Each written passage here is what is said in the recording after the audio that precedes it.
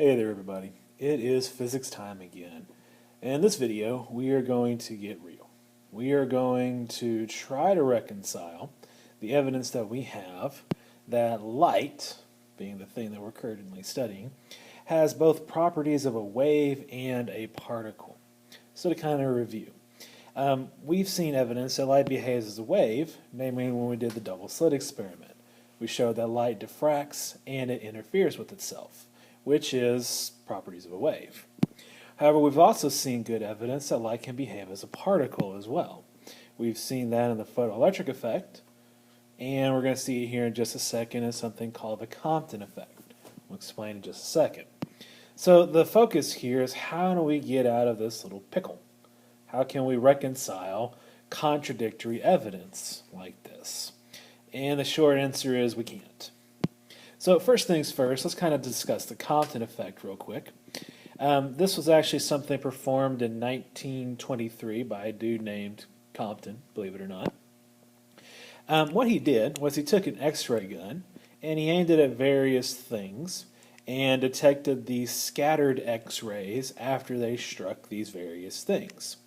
And what he discovered is that the X-rays would be scattered at various angles and that they would have a reduced energy. They would have a longer wavelength. And so what he concluded was that photons were colliding with electrons, kind of like in the photoelectric effect.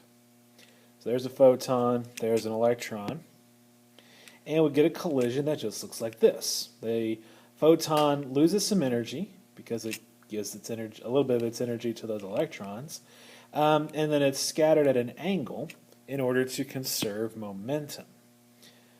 And so what Compton proved here, something that Einstein predicted, was that light has momentum as well as it has energy.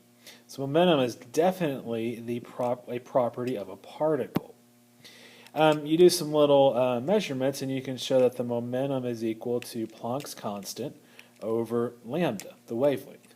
So the bigger the wavelength, the smaller the momentum of these X-rays. And remember, X-rays are just another form of light. So, after a lot of debate as to what the actual physical meaning of these experiments were, we've kind of come to the agreement that we have to consider the fact that light could act like both a wave and a particle. And so Niels Bohr made this statement: in order to understand any given experiment, for example the photoelectric effect, we either treat light as a wave or as a particle, but not both at the same time. We may also refer to this idea as the duality of nature, or wave-particle duality. So what we can observe about light tells us that it acts as both a wave and as a particle. And we just kind of have to accept the fact that we really can't visualize what that means. Sometimes we treat it as a wave, sometimes we treat it as a particle. Its true nature isn't really something that we can visualize with the model. We can describe it mathematically well enough, but we can't really visualize it or model it as one or the other. And so that's kind of the end of the story, is we just got to reconcile the fact that it acts as both a wave and as a particle.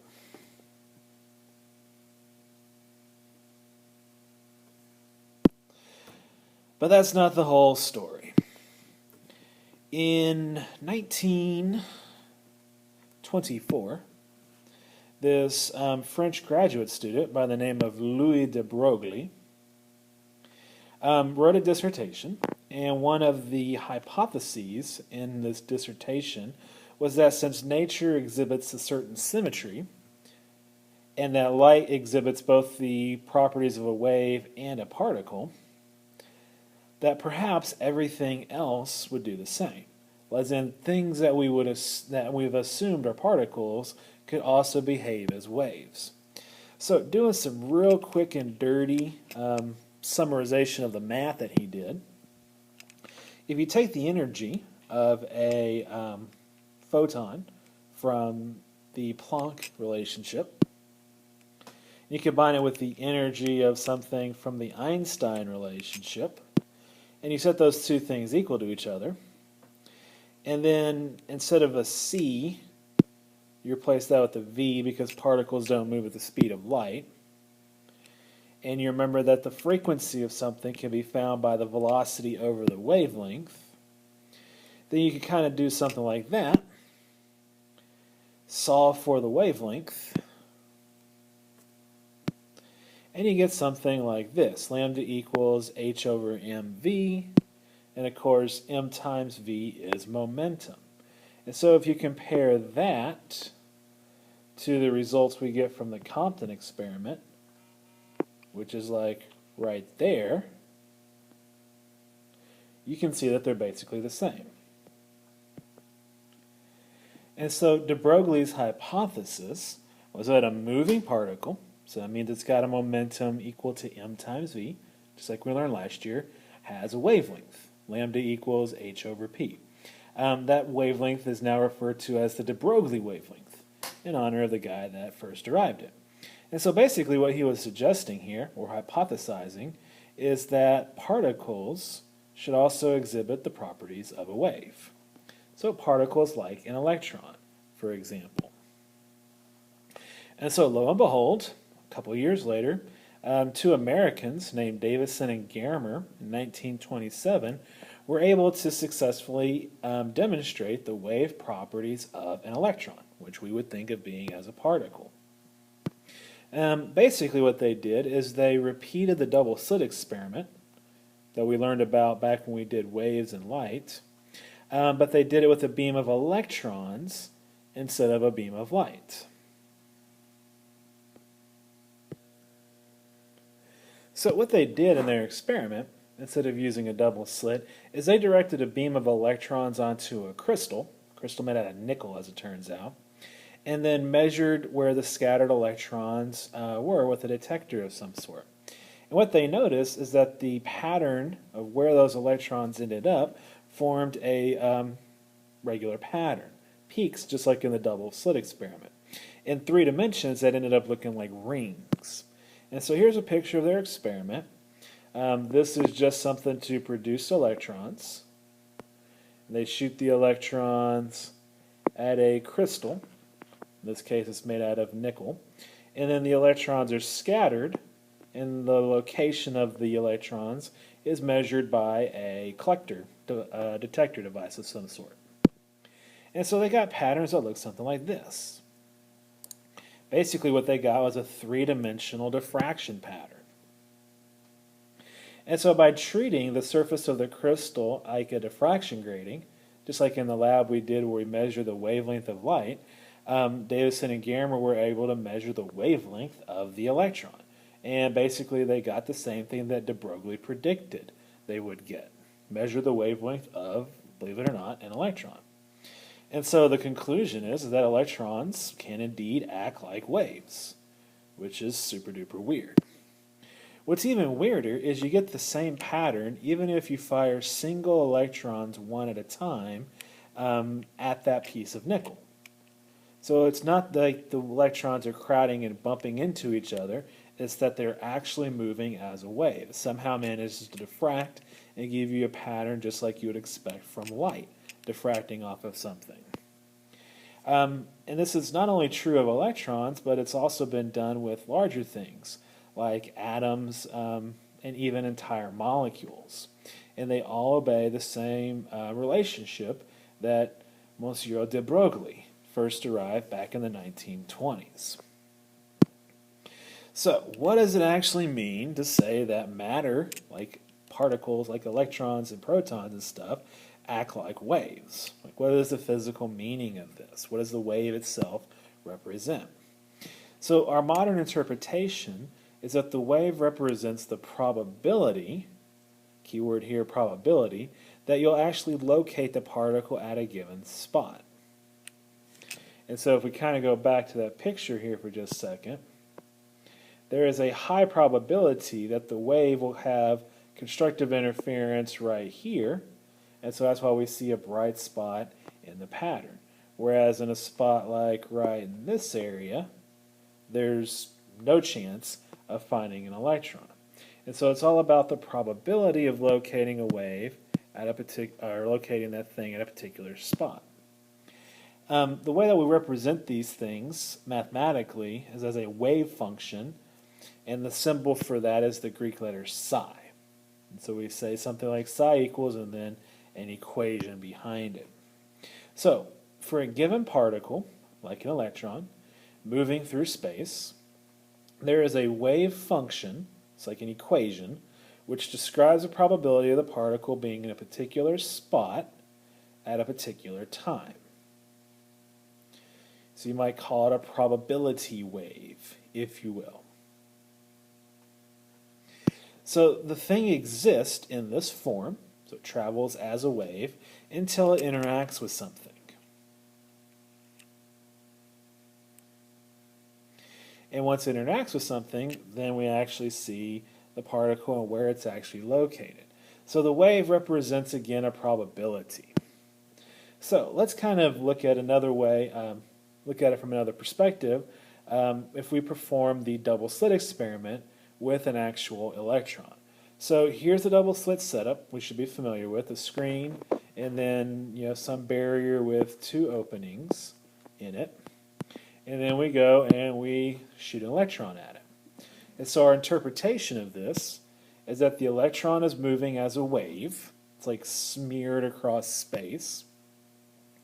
So there's our electron wave.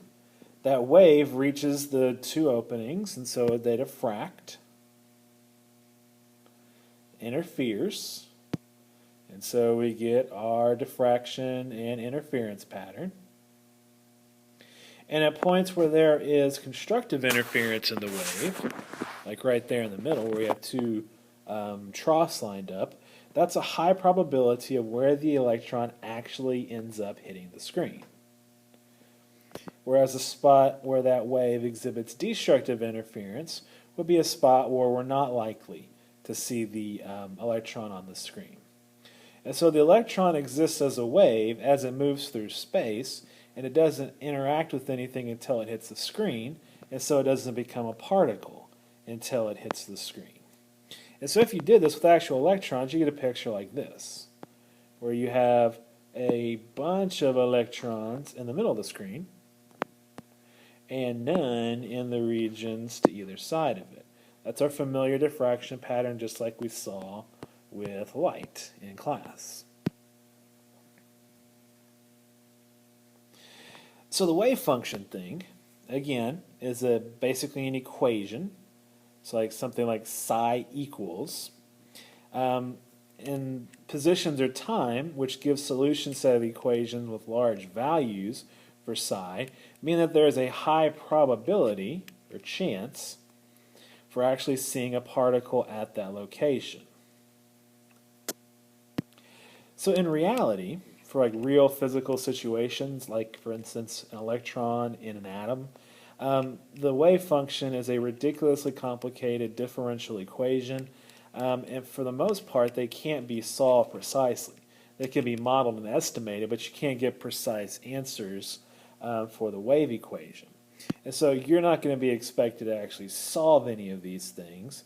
What you're going to be expected to do is be able to interpret graphical representations of the wave function. So kind of going back to the picture of the interference pattern, if I kind of overlay a grid on this, like the red represents x, as in the x-axis, and the y-axis is the wave function psi, then I could draw a function kind of like this, where psi is large, and chances where we're going to have a high likelihood of finding an electron on the screen, and it's going to be very low in places where we don't find electrons on the screen. And so if we can take a graph like that and identify where we're most likely to see an electron actually, or a particle in general, actually appear, if we put a screen or something else for it to interact with, that's all we really need to be able to do as far as using the wave function. You're not actually asked to solve any of these things, but we do need to be able to understand and interpret a graphical representation of it. Okay, so if you're thinking that all this stuff is kind of strange, don't worry, you are not in the minority. In fact, everybody thinks it's kind of strange. If not, then you're probably not really understanding what's going on. You may want to backtrack and watch some of this stuff again. But here's the big idea. Things that we thought were particles can act as waves, and things that we thought were waves can act like particles. So all things can behave as particles and as waves. Typically, things act as waves when they're moving, like from point A to point B, and they act as particles when they interact with stuff. It's kind of a general rule of thumb as for what kind of behavior is going to be shown when. So the wave behavior for something like an electron describes the probability of that thing being in that certain spot at a particular time. And again, those wave equation things can be